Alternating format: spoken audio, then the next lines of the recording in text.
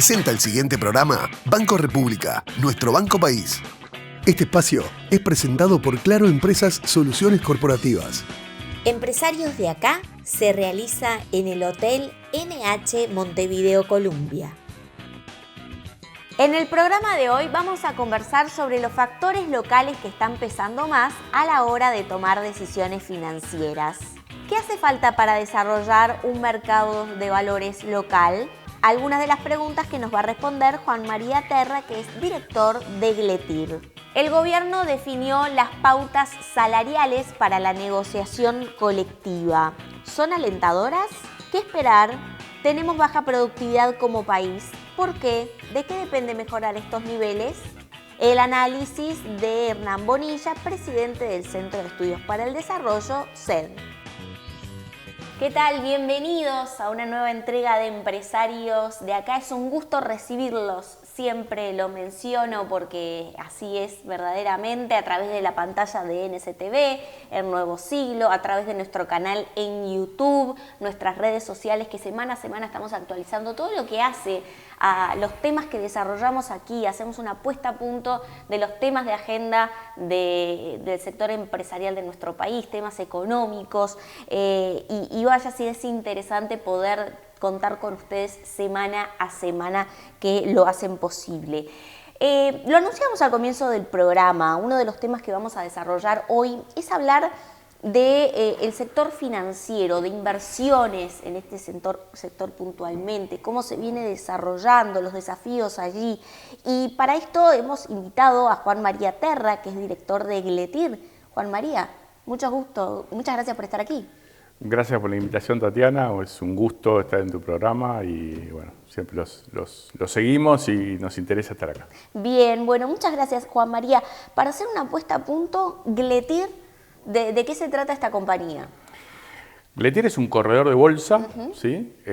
Un corredor de bolsa es un intermediario de valores que además está asociado, digamos, a una de las bolsas de valores, a una o a varias, como es nuestro caso, de las bolsas de valores locales uruguayas. Es un corredor de bolsa que se dedica a ofrecer básicamente inversiones a particulares, pero también a empresas, a institucionales más grandes, inversiones tanto locales como el exterior podría ser.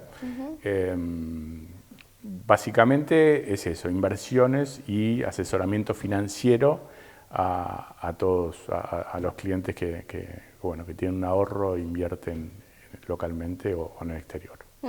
Y allí, ¿qué está pesando más a la hora de tomar esas decisiones financieras de inversión aquí en Uruguay? Inflación, tipo de cambio, tasas, contexto político.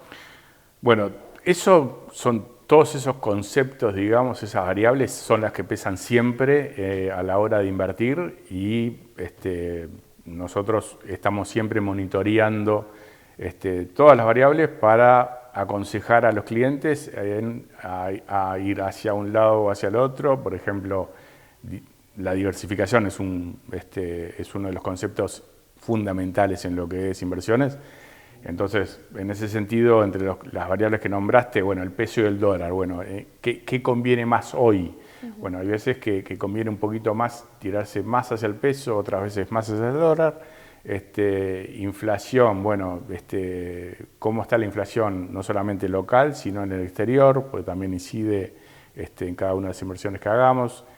En el dólar, la inflación en Estados Unidos, por ejemplo, es un poco la variable que se mida más cercana en el mercado para seguir la evolución. Pero en realidad seguimos todas esas variables y con respecto a lo que son, digamos, productos, también depende de si es inversor local o si es un inversor del exterior, porque cada uno de los inversores tiene un perfil diferente y busca productos diferentes, básicamente. Allí, Juan María, si tenemos una pizarra en blanco y tenemos que definir algunos ítems de la actualidad que pueden estar marcando lo que es el contexto, ¿no?, del sector financiero en nuestro país en este momento. ¿Usted qué podría marcar? Porque estamos en una coyuntura bastante interesante a nivel mundial, que eso también no escapa a Uruguay, por ejemplo, con lo que hace a los sistemas de ahorro, ¿no? Empezar a pensar en el futuro de nuestras jubilaciones por fuera de los sistemas previsionales tradicionales. Le menciono uno, pero en esa pizarra, ¿usted qué escribiría como los temas que marcan hoy el sistema financiero actual? Bueno, el tema que tocas del ahorro previsional es algo que hoy en día obviamente está muy en el tapete, muy en tema que se habla no solamente localmente sino en todo el mundo, porque todos los sistemas previsionales en el mundo, o casi todos, están teniendo un desafío muy grande porque hay mucha gente mayor y y el crecimiento o el nacimiento de gente es menor y va siendo cada vez menor cuanto más desarrollado es el país. Eso es es una ecuación que se está dando ya en el mundo hace mucho tiempo. Entonces, hoy en día tenemos el desafío de que la jubilación que nosotros estamos ahorrando o en la que estamos invirtiendo a través de los sistemas previsionales, digamos, llamémosle obligatorios, normales, en todos los países, no está dando, para el día que nosotros nos jubilamos, no está dando para soportar todos los gastos que tenemos una vez jubilados. Básicamente eso es el concepto de tasa de reemplazo. La tasa de reemplazo, bien básicamente, sería la primer jubilación, el monto X, dividido el último sueldo que uno tuvo al terminar de trabajar, ¿no? Entonces, pongámosle que si yo estaba cobrando 100.000 pesos, básicamente, al fin de mi vida, digamos, activa, tengo 65 años, me jubilo, estaba cobrando 100.000 pesos, al otro día seguramente mi tasa de reemplazo, Uruguay más o menos la tasa de reemplazo estándar sería un 50% por ahí, estaría cobrando 50.000 pesos. Bueno, entonces, el desafío nuestro, ¿sí?, es poder brindarle a la gente la posibilidad de cubrir esos otros 50.000 pesos que uno necesita el día que se jubile. Podrán ser 50, podrán ser un poco menos, dependiendo del ritmo también de vida que uno tenga después al jubilarse comparado con lo que es la actividad cuando está en actividad, ¿no? Pero eso depende de cada uno. Entonces, nuestro desafío, el desafío mundial, digamos, en lo que es las inversiones, es eso, ayudar a la gente, ¿sí?, a, primero que nada, ahorrar, ¿sí? O sea, tener una estrategia de ahorro de acá hasta el día que me jubile, ¿sí?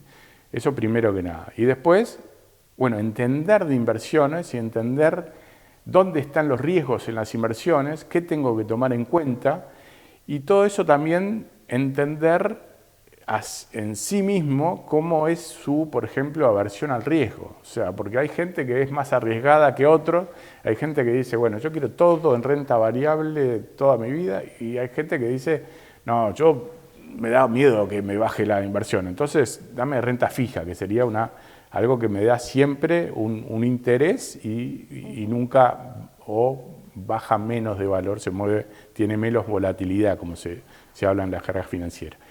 Entonces, es un desafío muy importante y estamos con mucho, nosotros personalmente o en la empresa, en Gletir, lo que estamos incentivando y tenemos un sector dedicado a lo que a lo que es la educación financiera. O sea, contar, explicar, tener charlas, seminarios a través de las redes y demás, y los invitamos a que se sumen porque realmente es algo que interesa mucho y que la gente nos agradece mucho de explicar, de contar, de hacer charlas, porque la gente tiene un desafío. Ya obviamente esto ya lo ve, lo del ahorro previsional voluntario, que se llamaría, necesario, ya lo entiende, ¿sí? O la mayoría de la gente que más o menos se preocupa por su futuro ya lo entiende y nos reclama ese servicio, de decir, bueno, ayúdame a entender qué es una inversión, dónde encontrar los riesgos, qué mirar en una inversión, qué es la diversificación, y eso estamos teniendo mucha demanda de ese, digamos, servicio, ¿sí? Que obviamente es gratis, y realmente nos incentiva a seguir adelante porque quiere decir que la gente está volcándose más a programar su futuro, ¿sí? Y en eso estamos para ayudar. Y cortame cuando me digas, pero... Simplemente quería preguntar dale. si la discusión por la reforma previsional previa y después, bueno, la puesta a punto de la reforma fue un puntapié para que esto quizás subiera el tono de la conversación en el sentido de, bueno, hay más interesados en esto. Sí, Ajá. totalmente. Bien. O sea, eso como que le abrió los ojos a la gente para decir, pará, ¿y que no me va a dar mi jubilación? O sea, recién ahí algunos despertaron y decir, bueno, pará, ¿y qué puedo hacer para prepararme para tal caso? Eso es verdad, o sea, sí sirvió como impulso para que la gente quiera entender más y tenga una programación un poco más constante del ahorro y la inversión. Eso seguro. Yo lo corté y veníamos con esa gráfica de intentar poner quizás en un pizarrón esos temas del sector, ¿no? Que están hoy liderando las ocupaciones. Sí. Sí, obviamente hay un tema que no podemos escaparle a hablar de eso, que es todo lo que pasó en las inversiones ganaderas en el país en los últimos tiempos. Y eso lamentablemente pasó. Digamos, lo bueno de lo malo es que la gente está queriendo entender mejor los productos en los que invierte, ¿sí? Y eso es lo que nos parece fundamental. Por eso nosotros, y lo hablábamos antes, es lo que queremos hacer no es que la gente confíe en nosotros solamente, ¿sí? Queremos que confíe, que entienda, ¿sí?, en qué está invirtiendo y dónde están los riesgos en una inversión, que entienda, que sepa analizar una inversión, que entienda el concepto de diversificación, de horizonte temporal, o sea, en cuánto yo voy a necesitar los fondos en los que estoy invirtiendo y empezar a retirar. Porque muy diferente es si yo invierto a un año con el objetivo de comprar un auto o hacer un viaje, o si yo invierto para mi jubilación, que es a 30 años, 20 años. Entonces, el concepto varía muchísimo y uno tiene que asesorarse para saber que si invierto en algo que es muy volátil, dentro de un año capaz que tengo menos que lo que deposité. Entonces, si quiero dentro de un año, tengo que ir a inversiones un poco más estables, ¿sí? Por ejemplo, con menos volatilidad. Pero bueno, todos esos conceptos son los que hoy en día, por suerte, la gente está demandando mucho y estamos nosotros con hablábamos también antes, o sea, el corredor de bolsa o el mercado financiero, para mucha gente antaño era visto como algo exclusivo para unos pocos que ya tenían mucha plata, ¿sí?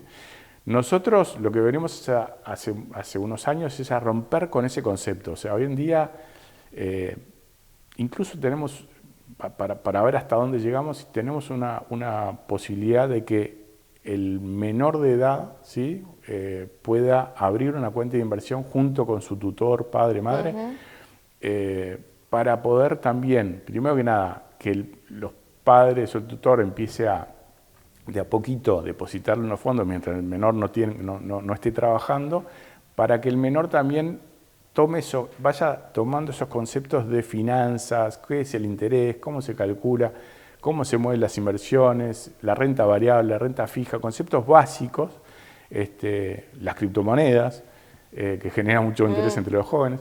Entonces, todo eso y partimos del junior, pero también obviamente el foco nuestro hoy es mucho el inversor, que el chico de 20 años que empieza con su primer trabajo, la chica que empieza con su primer trabajo, a que entienda ese concepto del ahorro, de lo bueno que es ahorrar, de que primero hay que separar el ahorro y después pensar en los gastos y todo lo demás. Entonces estamos bajando, digamos, esa idea que había antes de que era para unos pocos, a que todos tenemos que ahorrar y tenemos que invertir. ¿En qué? Bueno, cada uno tiene que decidir. Nosotros damos las armas para que cada uno entienda y después, bueno, ofrecemos los productos que entendemos que son buenos para eso. Juan María, allí también no menor es que algunos corredores de bolsa quebraron, ¿no? En los últimos tiempos hubo algunos problemas allí que pudo haber impactado el sector o no. Sí, quebraron es una palabra un poco quizá dura. Algunos sí tuvieron problemas y bueno, el regulador los cerró y la mayoría de los inversores pudieron retirar y están retirando sus fondos a otros corredores, a otros agentes o lo que sea, o bancos. Y sí, algunos tuvieron problemas. Justamente eso es lo que queremos evitar y queremos que la gente analice dónde está invirtiendo, en qué está invirtiendo, porque algo fundamental, por ejemplo, es, si yo voy a invertir en una cuenta de inversión, abro una cuenta de inversión, yo tengo que mandar mis fondos desde la cuenta bancaria donde yo lo tengo, donde cobro el sueldo, lo que fuera, a una cuenta del corredor de bolsa o la entidad en donde estoy invirtiendo, donde abrí mi cuenta, ¿sí? Y poner como referencia mi número de cuenta en esa entidad. No puedo mandarle los fondos míos desde un banco a una persona física que va a invertirlos por mí. Eso es básico y eso ha pasado en algunos de esos casos que tú mencionás. Entonces, desde ese concepto tan básico es que nosotros arrancamos de ahí para después analizar otros temas más profundos, pero hay que hacer mucha educación y realmente necesitamos un mundo de mucha educación, y el tema que hablábamos antes de las inversiones ganaderas es lo que te da cuenta de lo que está pasando, que la gente no está entendiendo bien dónde está invirtiendo y cuáles son los riesgos que tiene, ¿sí? Entonces, eso es lo primero que queremos, que la gente entienda de inversiones. ¿Cuál es el impacto para la economía tener una sociedad que ahorre? ¿No? Porque bueno, bien. Debe de tener alguna explicación como para entender la magnitud. Sí, sí. A ver, obviamente el impacto puede verse diferente, porque también si uno gasta todo lo vuelca a la economía y eso redunda también en mayor movimiento. Pero si uno ahorra, ese ahorro, ¿sí?, se puede volcar a una inversión en el extranjero o una inversión local, ¿sí? Y de esa forma también está invirtiendo en la economía local. Por ejemplo, las AFAPs. Las AFAPs tienen como regulación, en su ley, digamos, no pueden invertir en productos de afuera o con un porcentaje muy chiquito.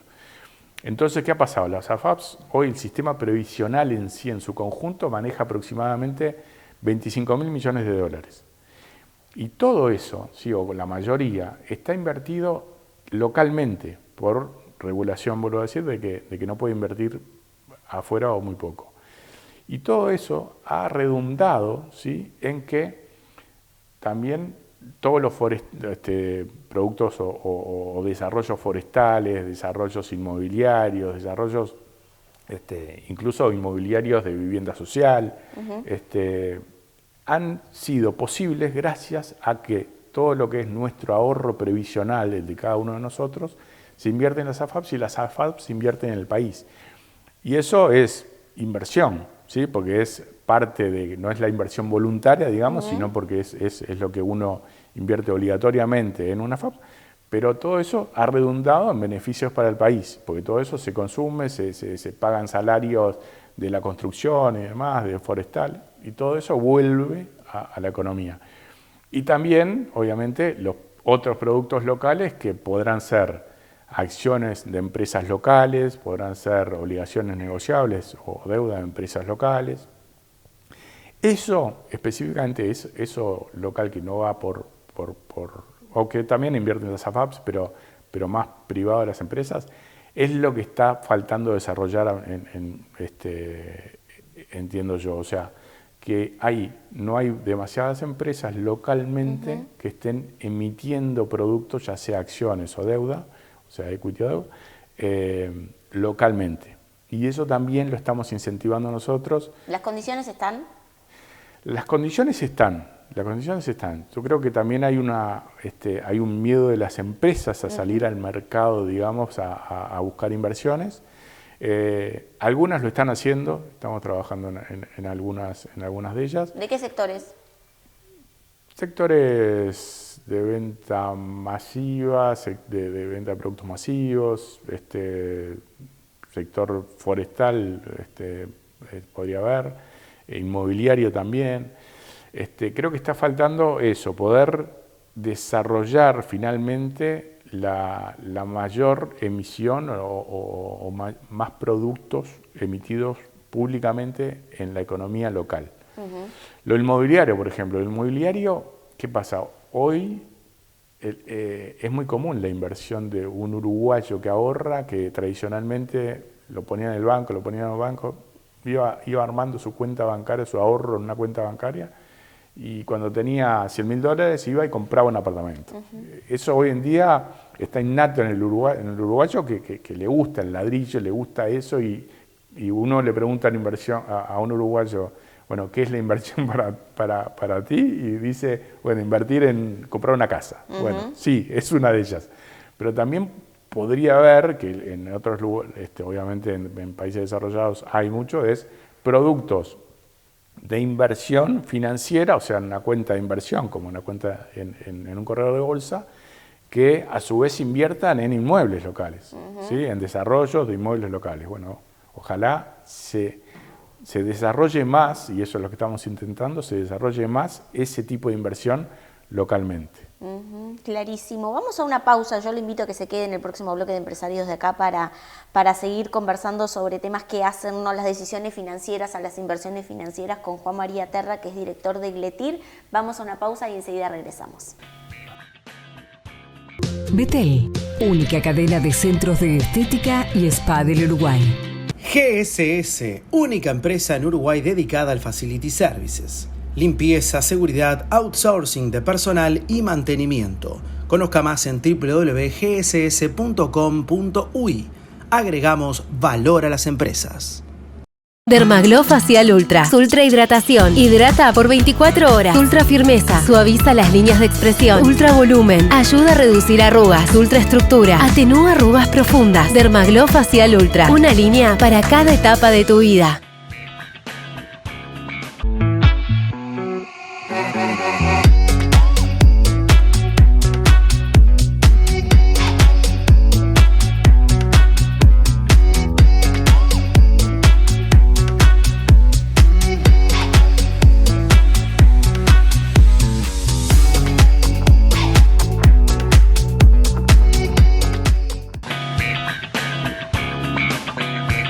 Presenta Forbis Mazars. Auditoría, contabilidad y outsourcing, impuestos, compliance, capital humano, legales. www.forbismazars.com/UI.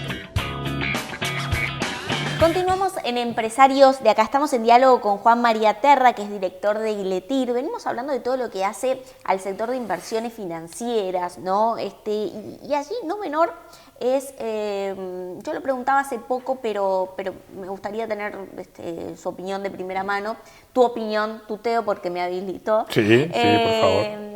Nosotros, digamos, como país, el sector financiero supervisa de alguna forma mucho capital que hoy está custodiado en el extranjero, ¿no? Básicamente lo explico en términos fáciles, usted le dará el toque técnico que corresponde, ¿no?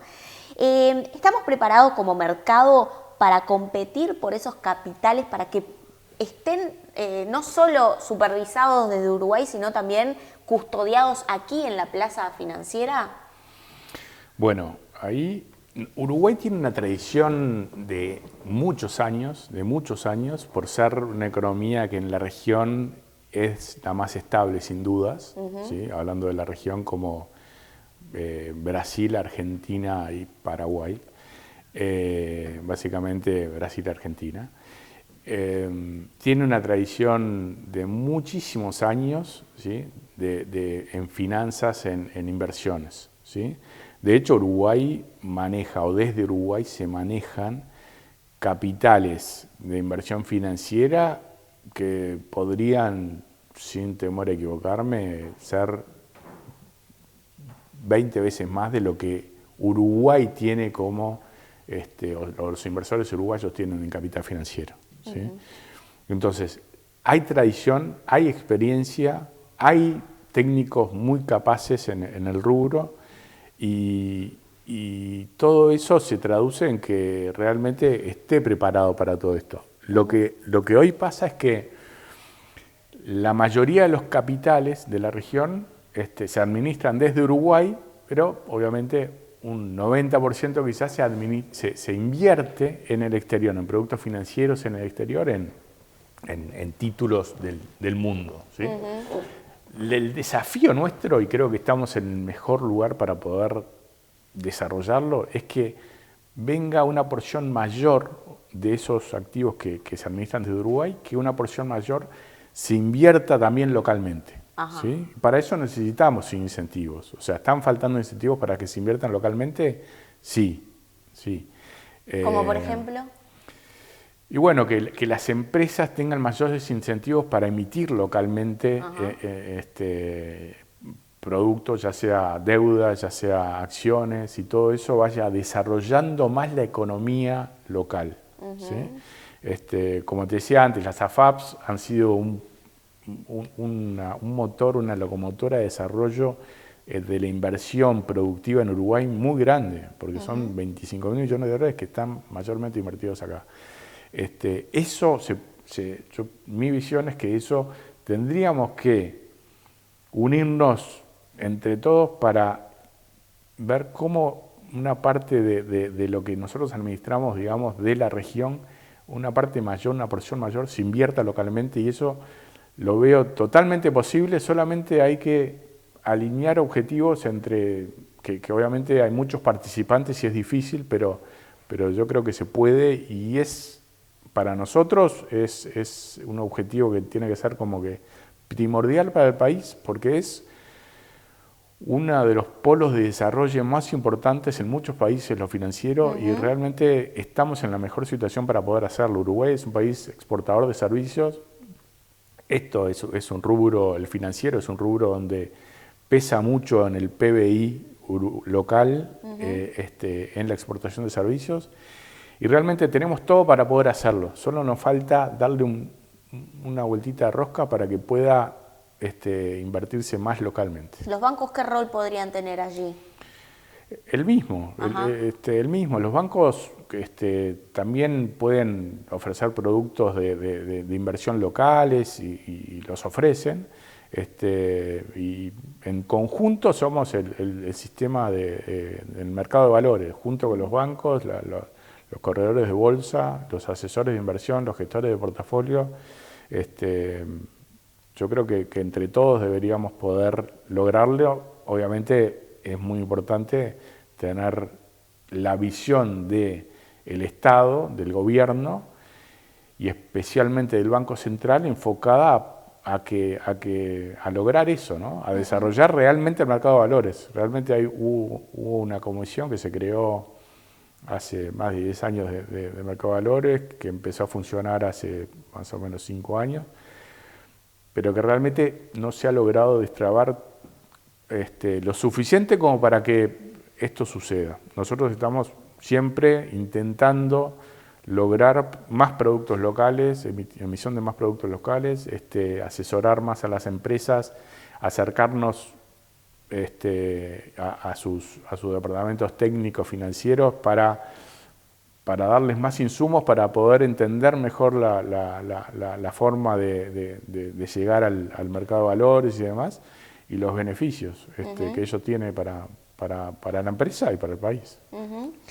Finalmente, preguntarle, son muchos los temas que me quedan pendientes, pero lo invito desde ya a otra oportunidad, Juan María, pero quiero preguntarle, ¿no? Allí en el rol de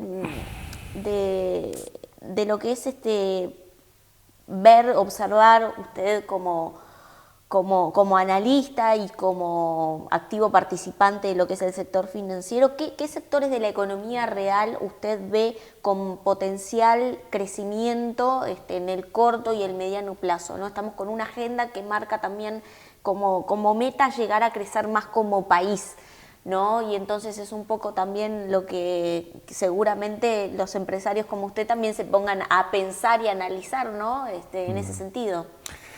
Bueno, ahí el sector real, digamos, depende del empresario que está en la cancha directamente, y nosotros básicamente nos dedicamos a un empresario que tiene un negocio, que armó un negocio y demás, darle servicio para poder salir al mercado o para invertir.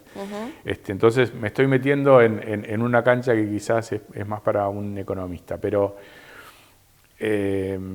entendemos que Uruguay obviamente su motor principal es el agro y la ganadería y lo forestal. Creemos que obviamente tiene que también invertir mucho en lo que es agregarle valor a todo ese producto que uno genera, ¿sí? Y por otro lado, todo lo que es exportación de servicios, como te comentaba antes, Uruguay es muy bueno y tiene técnicos o una capacidad humana, digamos, intelectual muy interesante para exportar servicios. De hecho, lo estamos haciendo y de hecho las empresas de tecnología uruguayas están reconocidas. El técnico uruguayo en tecnología está muy reconocido en el mundo y de hecho hoy en día la exportación de servicios tecnológicos es muy importante, la exportación de servicios financieros es muy importante. Entonces, todo ese desarrollo de lo que es vender el trabajo de las personas hacia afuera es lo que creo que Uruguay debería insertarse más, porque de hecho no somos un país que en lo que sea la industrialización y demás fuerte. Obviamente es interesante ponerle foco a eso para ver dónde podemos generar valor y que seamos eficientes para poder competitivos con el mundo. Y ese es el desafío, pero te diría que más enfocarnos en lo que es exportación de servicios es lo que veo que en Uruguay está resultando mejor, gracias a que tenemos una capacidad de gente, de técnicos que es muy buena. Juan María Terra, director de Igletir, muchas gracias por estos minutos y su presencia aquí en el programa. Lo esperamos en otra oportunidad, por supuesto. Bárbaro, Tatiana, muchas gracias a ustedes. Cuando quieran estoy para charlar un poco más. Nos vemos pronto, gracias. Bárbaro. Incorpora a tus proyectos los sistemas de aluminio Hidro, sistemas residenciales de alto rendimiento y diseño minimal, fachadas vidriadas para edificios corporativos y centros comerciales, y barandas de vidrio estructural que aportan modernidad y seguridad a tu obra. Hidro es parte de Norsk Hydro, una de las 3 empresas de aluminio más grandes del mundo. Moderniza tus proyectos. Pásate a Hidro. En Semiflex llevamos más de 40 años ayudándote a ver el mundo con claridad. Nuestra trayectoria se basa en la excelencia técnica y el compromiso con la innovación, siempre a la vanguardia en tecnología óptica. Contamos con un equipo altamente capacitado que te brindará un asesoramiento personalizado para encontrar la mejor solución para tu visión. Confianza, calidad y precisión en cada detalle, porque tu bienestar visual es nuestra prioridad. Semiflex, tu mejor manera de ver el mundo. Carly Andrioli, Contadores Públicos. Firma miembro independiente de Geneva Group International. Servicios de asesoramiento contable, tributario, auditoría y consultoría. Más de 30 años de experiencia en due diligence, proyectos de inversión, creación y evaluación de empresas, entre otros. Todos los servicios son certificados bajo normas técnicas. Contáctenos en www.carle-andrioli.com.uy. Ahora tu celular es un POS. Cobra más fácil con la app Brow a Mano Comercios. Sin costos fijos, rápido y eficiente. Cobra en tu tienda, en tu peluquería, consultorio, feria o donde sea y cuando quieras. Regístrate en eBrow y descarga la app Brow a Mano Comercios. Porque si está a mano, es más fácil. Banco República, nuestro banco país.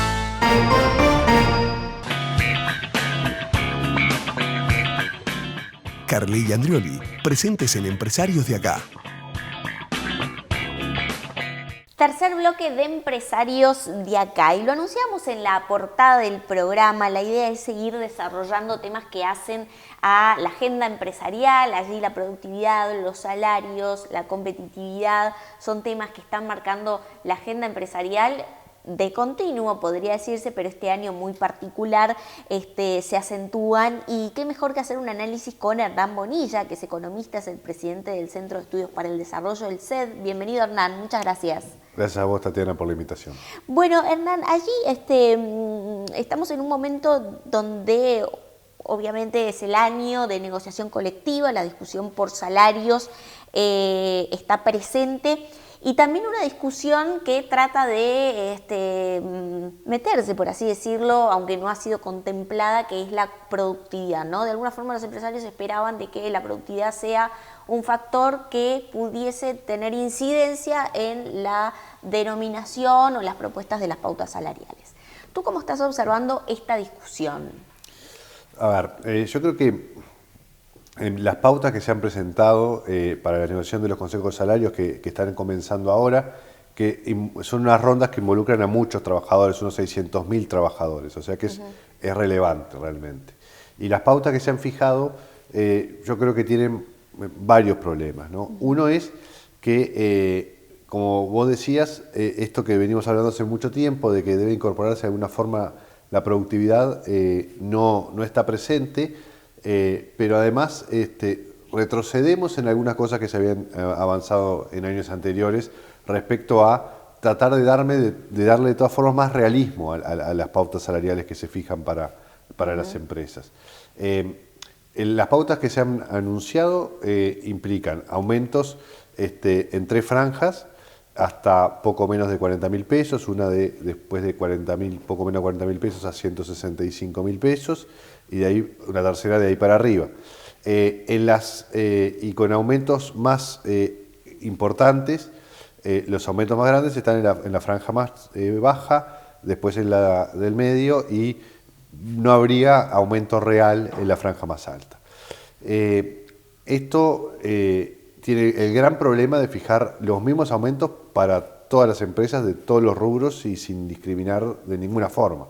Entonces, vos le estás fijando los mismos aumentos salariales a un kiosquito en Montevideo, que a un supermercado que está en el interior, que a una industria, que esa falta de incorporar la realidad de cada empresa obviamente es problemática, porque no es lo mismo para una empresa chica que para una grande, una Montevideo en el interior, una que está en un sector que se está desarrollando, una que está en un sector que se está contrayendo. Entonces, yo creo que desde ese punto de vista es un planteo que tiene muchos problemas en términos generales, pero además yo creo que corremos un riesgo relevante, sobre todo en la franja más baja, que es donde están los aumentos reales más grandes, de que se pueda destruir empleo. Porque los trabajadores en la franja más baja también suelen ser los trabajadores menos productivos, y por lo tanto forzar allí aumentos salariales reales donde puede haber empresas que no los puedan pagar puede generar problemas de empleo. Allí, Hernán, es interesante la precisión, ¿no? Y además, en realidad, tengo entendido, y tú me corregirás, y así espero que lo hagas, por favor, que en realidad la discusión de incluir aspectos de la productividad en el salario o en las pautas salariales viene desde hace mucho. Sí. Y no han habido avances en ese sentido. En ninguno de los gobiernos, más o menos, algún ajuste, pero no el que de repente se espera, quizás. No sé, lo pregunto. ¿Qué pasa allí?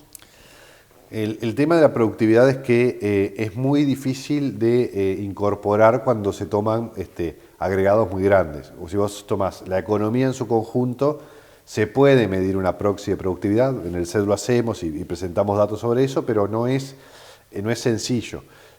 Si vos vas a sectores de actividad, puede ser, y si vas a nivel de empresas es más fácil todavía. Entonces, cuanto más centralizada es la discusión, más difícil es discutir productividad. Y hay sectores igual en los que es más fácil o más complejo. En la industria manufacturera es más fácil medir productividad. Cuando uno puede ver cuántos paquetes de galletita agrega un trabajador. Cuando uno mira un docente, un funcionario público, bueno, hay más difícil medir la productividad, ¿no? Pero de todas formas, para poder avanzar en productividad hay que avanzar hacia una negociación mucho más descentralizada. Y eso es lo que ha costado. Hubo alguna aproximación a algo más realista cuando En el periodo pasado se incorporó, por ejemplo, que tomar en cuenta cuál era el dinamismo del sector de actividad y no fijar las mismas pautas para un sector poco dinámico que para uno más dinámico. Pero de todas formas queda bastante por avanzar en términos de incorporar más características de la empresa a la negociación. Allí en muchas oportunidades se habla de que tenemos una baja productividad en general, en términos generales como país, ¿no? Esto digamos, ¿de dónde viene la raíz de esta cuestión? Bueno, ahí la productividad está relacionada al salario, ¿no? Entonces, al salario real sobre todo. Y lo que importa es la evolución de la productividad y del salario. Tienen que ir de la mano. Lo ideal es que puedan ir aumentando los dos, que vaya aumentando la productividad del trabajo a lo largo del tiempo y que eso permita que vaya aumentando los salarios reales de las personas a lo largo del tiempo. Ahora, cuando no se logra que aumente la productividad o cuando el salario real aumenta más de la productividad, se destruye empleo. Y eso lo hemos visto, por ejemplo, claramente en Uruguay de 2015 a 2019. Cada año hubo destrucción de empleo porque hubo una evolución del salario real por encima de la productividad. En los últimos 5 años pasó lo inverso. Entonces hubo creación de empleo cada año y terminó con una creación de empleo muy importante. Entonces, claramente sí es muy importante esto de cómo aumentar la productividad de la economía. Eso se hace con inversión en capital humano, con inversión en infraestructura, mejorando que cada trabajador en su lugar de trabajo, o porque tiene mejor formación o desarrolla determinadas capacidades, o porque trabaja con determinado equipo que le permite ser más productivo, mejore su productividad y la productividad de la economía. Pero ahí la clave es inversión, ¿no? Inversión en capital humano, inversión en capital en general. Qué interesante allí, ¿no? En lo que hace a las discrepancias entre lo que son, digamos, las pautas salariales, el sector empresarial y los trabajadores, ¿cuáles entiendes que pueden ser las discrepancias entre los empresarios, ¿no? Generalmente, que quizás coincidan con trabajadores? Porque, digo, estamos de acuerdo que los salarios más deprimidos necesitan mejorarse, ¿no? Entonces, allí, ¿cuáles entiendes que son los puntos de quizás de equilibrio entre trabajadores y empresarios respecto a estas pautas salariales y quizás las que no están de acuerdo? Sin dudas, el escenario deseable sería que pudieran aumentar los salarios. El tema es que si no se generan las condiciones para que aumenten, si no se generan buenas condiciones para el desarrollo del sector privado que permita que mejore la productividad en términos que hablábamos recién y que eso permita pagar mejores salarios, aumentando voluntaristamente los salarios se destruye empleo. Y en particular ese es el riesgo en la franja más baja, porque es donde están los salarios reales más altos.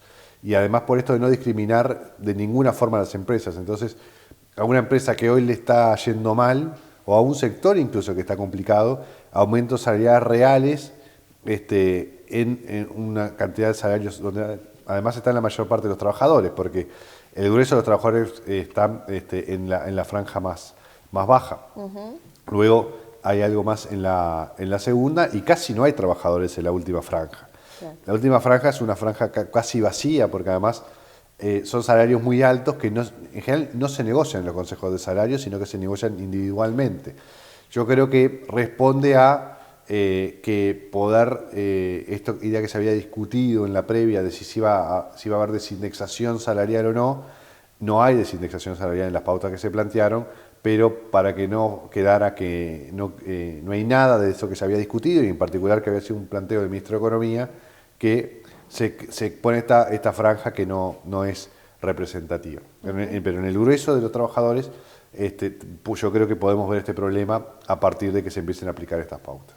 Allí, ¿qué hubiese sido quizás una mejor opción? Por ejemplo, yo escuché un análisis muy interesante de tu parte y me gustaría que lo puedas repetir aquí en un reciente desayuno de coyuntura organizado por el CED, en Enjoy, en Punta del Este, y tuve el gusto de conducir allí. Y hiciste un análisis muy interesante de lo que podría haber sido una propuesta, porque a veces uno se imagina decir, bueno, pero ¿cómo sería una propuesta de pauta de salarios que discrimine por o empresa, tamaño, tipo, ¿no sería como muy complicado allí de implementar? Y me pareció interesante la propuesta que tú diseñaste.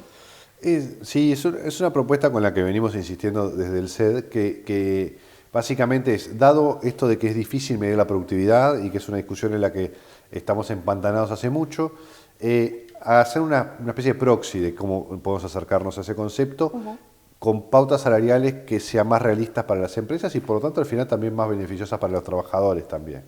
Y esto es manteniendo los consejos de salarios y por sector de actividad como tenemos hoy, incorporarle otras dimensiones a esa discusión, que serían, por ejemplo, localización, por ejemplo, tamaño de la empresa, por ejemplo, si es un sector que está en expansión o es un sector que está en una situación compleja.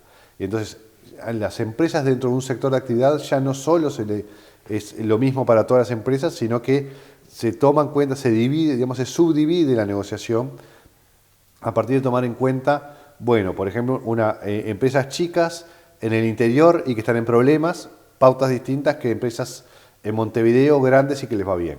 Y eso yo creo que redundaría en posiblemente incluso más aumentos salariales en aquellos sectores en que se puede dar aumentos salariales y menos en los sectores que, si se dan esos aumentos, va a haber destrucción de empleo, que es algo que obviamente no desea nadie. Pero cuando se ponen las franjas y los incrementos tan al barrer, se corre el riesgo de que se generen problemas. ¿Por qué entiendes que, pues yo entiendo que fueron presentadas propuestas al Ministerio de Trabajo, ¿no? En ese sentido, ¿no? Pero ¿por qué entiendes que no avanzamos? ¿No? Obviamente es una decisión política, ¿no? Los empresarios lo plantean, economistas referentes como tú, el Centro de Estudios y otros lo han planteado, pero ¿qué entiendes que hay detrás allí, ¿no? Porque no entiendo, no veo lo negativo, de dar esta posibilidad, ¿no? Para ambas partes, que sea beneficiosa para ambas partes. Yo creo que como en tantos temas, innovar en temas de políticas públicas muy asentadas no es sencillo. Creo que desconozco la realidad específica del Ministerio de Trabajo a la hora de hacer estos planteos. Supongo que tiene que ver con que no tiene alguna dificultad la economía política del diseño o de que quienes negocian en los consejos salarios, las cámaras empresariales y el PIT-CNT, en los sectores en que tienen que negociar, se pongan de acuerdo en avanzar en esta materia. Creo que de todas formas es una propuesta que no debería tener tanta dificultad, no parece tan difícil de instrumentar, pero puede haber algunas oposiciones, sí, capaz que desde el punto de vista de algún sector empresarial que por alguna razón prefiera negociar más en bloque, por el lado de PIT-CNT, decir, no, bueno, esto implicaría ceder poder de negociación a la cúpula sindical y no nos gusta.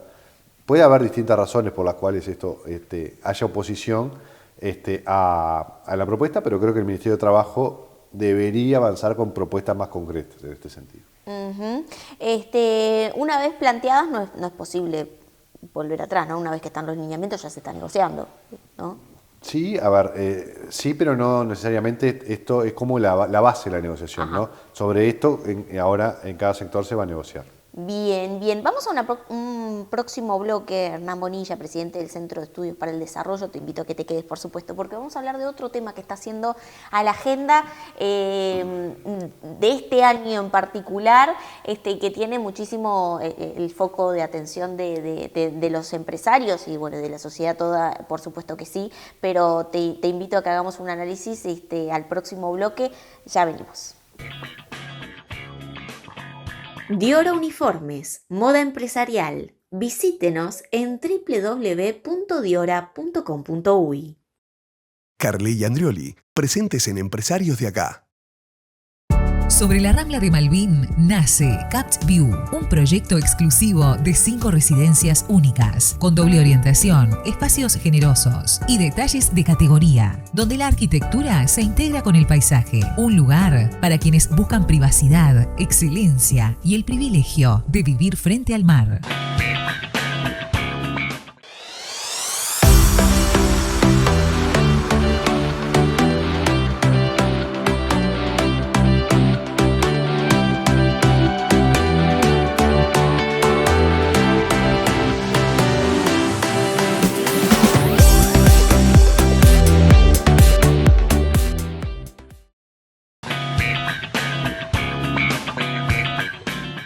Cuarto bloque de empresarios de acá. Estamos en diálogo con Hernán Bonilla, que es presidente del Centro de Estudios para el Desarrollo, SED. Estamos analizando lo que hace a temas de negociación colectiva, productividad, y no menor, y yo lo adelantaba en el bloque anterior, que otro de los temas que marcan la agenda es la del presupuesto, ¿no?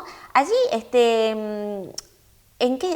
¿qué tienen que tener en cuenta los empresarios en estos momentos que se está discutiendo presupuesto? Porque es importante que sepan de qué se está hablando y qué es lo que se está negociando. Sí, yo creo que es relevante porque en el presupuesto se presenta la programación financiera del gobierno para todo el quinquenio. Entonces, y además se presenta un montón de información que es útil. ¿Cuáles son las proyecciones de crecimiento, por ejemplo, que tiene el Ministerio de Economía? ¿Cuáles son las proyecciones fiscales? ¿Cómo espera que evolucione el déficit fiscal? ¿Cómo espera que evolucione el endeudamiento? ¿Cómo espera que evolucione el tipo de cambio? Entonces es información valiosa respecto a cómo está viendo el gobierno que van a ser los próximos 5 años. En ese sentido yo creo que es un insumo relevante. Y en concreto porque puede haber medidas también. En el presupuesto termina siendo una ley ómnibus en la que hay, obviamente, los temas estrictamente presupuestales, cuánto se asigna a cada ministerio, a cada organización estatal, un montón de aspectos presupuestales que pueden ser relevantes para sectores específicos, pero aunque el grueso de la vida de los empresarios no pasa por el presupuesto, ahí sí puede haber medidas fiscales, puede haber retoque en impuestos, aumentos, disminuciones, cambios, ¿no? Alguna de estas, hace unas semanas, el Ministerio de Economía anunció una simplificación en algunos trámites de comercio exterior, la eliminación de algunas tasas. Puede haber alguna novedad más ahora con el presupuesto, que para alguna empresa puede ser relevante. En fin, hay una serie de información que se brinda a la hora del presupuesto. Y después, en general eso es un proyecto de ley largo, con cientos de artículos, que incluyen medidas particulares que para cada sector puede haber algún cambio que pueda ser relevante y que hay que analizarlo con atención. Allí, Hernán, para ir finalizando, yo te quiero preguntar, ¿no? A propósito de lo que hace de esta etapa del año que ya cruzamos la barrera de la mitad del año en adelante, ¿cómo entiendes que estamos transitando lo que queda del año en términos económicos, ¿no? Ya vimos la mitad del año, pero bueno, hay previsiones, se actualizan, por ejemplo, lo que son las expectativas de inflación, también está el foco allí, dólar y demás información relevante que siempre forma parte de la agenda para la toma de decisiones. ¿Cómo ves de lo que queda del año qué esperar? A ver, en términos más generales, en cuanto a la evolución en general, en lo que me digo con el producto, nosotros estamos viendo una economía que va de más a menos. O sea, una economía que tuvo buenos meses al comienzo del año, una buena temporada turística, buenos datos de exportaciones en varios sectores, pero que vemos que se va desacelerando y que se va quedando a lo largo del año. Eso no es una buena noticia. Hay alguna buena noticia, sí, por el lado, vos lo mencionabas, las expectativas de inflación. Se logró en los últimos 2 años una baja de la inflación que entró dentro del rango meta que fija el Banco Central, que hace creíble metas de inflación en torno al 4,5%, eso es una buena noticia, da más estabilidad de precios, da más previsibilidad sobre el horizonte de inflación. Las encuestas muestran que los analistas le están empezando a creer al Banco Central que logró bajar la inflación a esos niveles. Las expectativas de empresarios, que son más importantes todavía, porque los empresarios en muchos sectores fijan precios. Entonces, que también en esas encuestas muestren que los empresarios crean que va a haber menor inflación, es relevante para la propia formación de precios de la economía. Entonces, por ese lado, hay una buena noticia de que probablemente la baja de inflación que vimos llegó para quedarse, y el presidente del Banco Central también ha anunciado que piensa que debería seguir bajando incluso. Entonces, ahí yo creo que hay una buena noticia. Hay que ver, a partir de lo que hablábamos en el bloque anterior y en esto de, bueno, entre lo que se presenta en el presupuesto, las pautas salariales, cuáles se empiezan a hacer, sobre todo a partir del año que viene, que en estos aspectos van a empezar a regir, qué resultados concretos tienen. Clarísimo, como siempre. Hernán Bonilla, presidente del Centro de Estudios para el Desarrollo, SED. Bueno, un gusto que hayas estado aquí, esta es también tu casa, así que gracias por estar presente. No, muchas gracias a vos, Tatiana, por la invitación. La contratapa de hoy es presentada por GSS Facility Services, soluciones de gestión en servicios complementarios para empresas. En el programa de hoy conversamos sobre diferentes temas que hacen al desarrollo de la economía de nuestro país. Por ejemplo, el ahorro previsional. Las personas se están interesando cada vez más en planificar su jubilación a través de ahorros, y en eso entra en juego muchísimo la educación financiera, que por ejemplo hoy los corredores de bolsa están muy afines a brindar. En ese sentido también, hablando con un empresario del sector, manifestó que es necesario amplificar la propuesta de inversiones en nuestro país, por ejemplo, que las empresas puedan estar presentes en el mercado de valores. Por otra parte, hablamos de las pautas salariales y de cómo, en preferencia de los empresarios, hubiese sido mejor, más adaptable a la realidad de cada empresa, hacer una diferenciación por cada sector o por cada tipo de empresa, y de esa forma se hubiese podido incluir la productividad. No menor es la atención que tiene también este año la definición del presupuesto, que también contiene información relevante para la toma de decisiones en los empresarios. De todos estos temas y otros conversamos en el programa de empresarios de acá de hoy, que yo por supuesto los invito a repasar tanto en NSTV como en nuestro canal en YouTube. Yo los espero el viernes a las 21 horas para hablar, como siempre, de los temas que importan en la voz de los empresarios.